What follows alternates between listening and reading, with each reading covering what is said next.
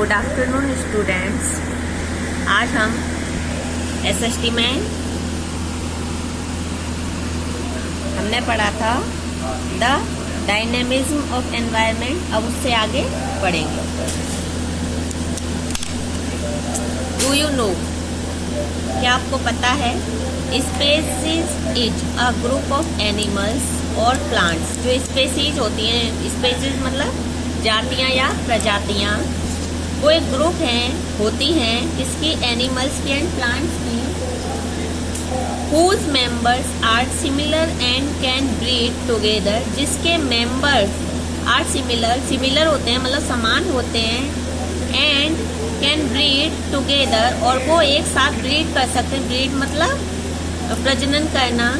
to produce young animals मतलब अपने ही जैसे यंग एनिमल्स मतलब बच्चे, और प्लांट्स ब्रीड करने के लिए, ठीक है। The mountains are still rising. Mountains जो हैं वो स्टिल मीन्स अभी भी, राइजिंग मतलब बढ़ रहे हैं ऊपर, and are being burn down continuously और हो रहे हैं बर्न डाउन कंटिन्यूसली मतलब लगातार, बाय रिवर्स एंड ग्लेशियर्स। किसकी वजह से, रिवर्स की और ग्लेशियर्स की वजह से। चेंजेस ब्रॉट बाय वोल्केनोज, और जो चेंजेस हैं जो किसकी वजह से आते हैं, वोल्केनोज की वजह से, अर्थक्वेक्स एंड फ्लूड्स की वजह से, आर सडन। वो कैसे होते हैं, सडन होते हैं मतलब कभी भी ये आ जाते हैं। The circulation of air and water brings about changes in climate condition. और जो सर्कुलेशन होता है किसका, एयर का एंड वाटर का, ब्रिंग्स अबाउट चेंजेस, वो चेंजेस लाता है लाने के कारण होते हैं। ब्रिंग्स अबाउट मतलब चेंजेस आते हैं जो इन क्लाइमेट कंडीशंस, क्लाइमेट कंडीशन में, इन डिफरेंट सीजन, जो किसमें आते हैं, अलग अलग ऋतुओं में।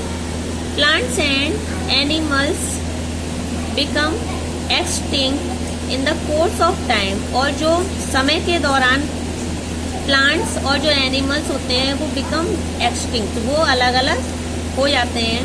New species of plants and animals get evolve and adapt to the new environment. और जो नई प्रजातियां होती हैं प्लांट्स की एंड एनिमल्स की, गेट इवॉल्व, वो इवॉल्व हो जाती हैं, एंड अडेप्ट और adapt to the new environment, और वो उस न्यू एनवायरनमेंट के मतलब जो एनवायरनमेंट बदल जाता है उसके हिसाब से वो अपने आप को ढाल लेती है, मतलब उसको अडेप्ट कर लेती हैं। Human beings can to some extent mould और मॉडिफाई देयर इमीडिएट एनवायरनमेंट। और ह्यूमन बींग्स जो हैं वो कर सकती हैं कुछ हद तक, मॉडिफाई या मोल्ड कर सकती है मतलब सुधार सकती है देयर इमीडिएट एनवायरनमेंट, अपने एनवायरनमेंट को।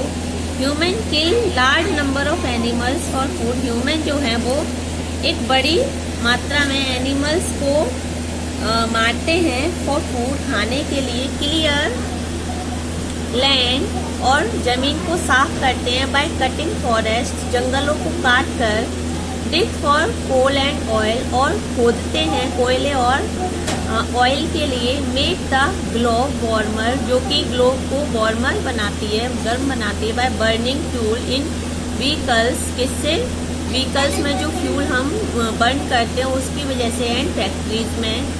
However they can not change the environment, हालांकि ये एनवायरनमेंट को पूरी तरीके से चेंज नहीं करते। Factory chimneys emit a range of noxious fumes in the air। जो फैक्ट्रीज की चिमनीज होती हैं वो एमिट मतलब निकालती हैं, a range of noxious fumes, वो एक फ्यूम निकालती है मतलब धुआं निकालती, नॉक्सियस मतलब जहरीला, जानलेवा, इन द एयर में। Vehicles emit poisonous gases, vehicle जो हैं वो निकालते हैं जहरीली gases. Coal fired power stations emit, और जो कोल फायर्ड पावर स्टेशंस होते हैं वो निकालते हैं हानिकारक gases. Aircraft burn up fuel, aircraft में जो फ्यूल बर्न होता है, एंड एड्स गैस गैसेस, और जो गैसेस ऐड होती हैं टू द, जिससे कि क्या होता है कि एटमॉस्फेयर में गैसेस ऐड होती हैं, मिल जाती हैं। All these gases cause acid rain, और ये सारी ही गैसेस जो होती हैं वो कॉज होती हैं, कारण होती हैं किसका, एसिड रेन का।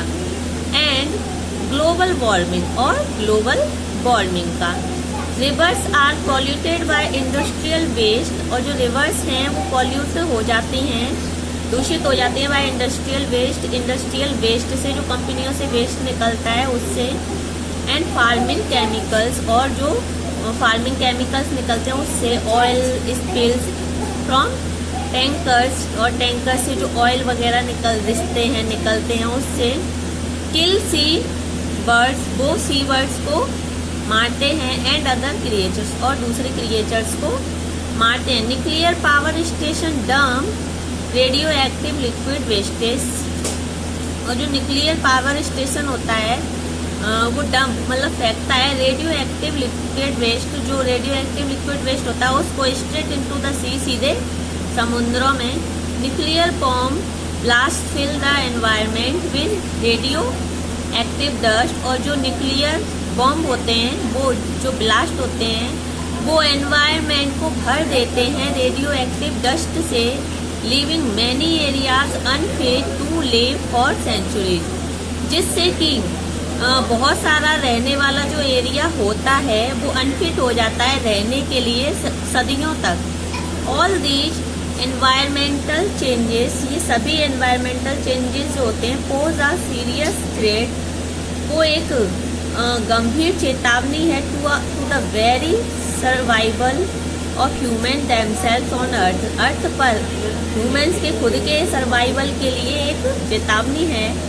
The human actions have caused the imbalance in our environment, और जो ह्यूमन के जो एक्शंस है, जो काम है उनके, have caused the imbalance in the our environment, उसकी वजह से हमारे एनवायरनमेंट में जो है वो इम्बैलेंस आ रहा है, मतलब जो एक बैलेंस होता है गैसों का और हर चीज़ का वो डिस्टर्ब हो रहा है, जिससे हमारा एनवायरनमेंट जो है वो प्रभावित हो रहा है। आज बस इतना ही।